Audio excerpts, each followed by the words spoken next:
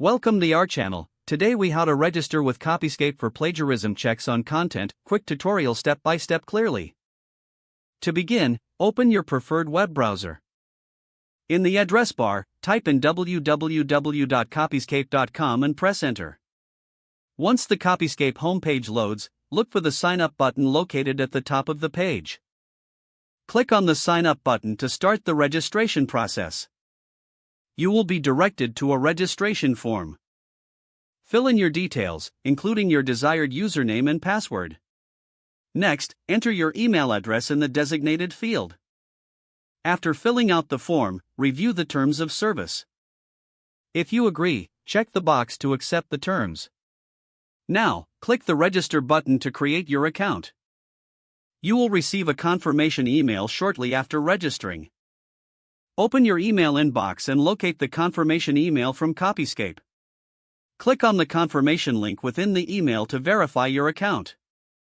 Once your account is verified, return to the Copyscape homepage. Log in using the username and password you just created. After logging in, you will see the main dashboard. Familiarize yourself with the available features and settings. To perform a plagiarism check, look for the text input box. Copy and paste the content you want to check for plagiarism into this box. Once your content is in the box, click the search button. Copyscape will process your request and display the results.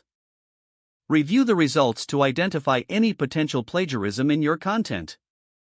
If you need further analysis, consider using the premium features offered.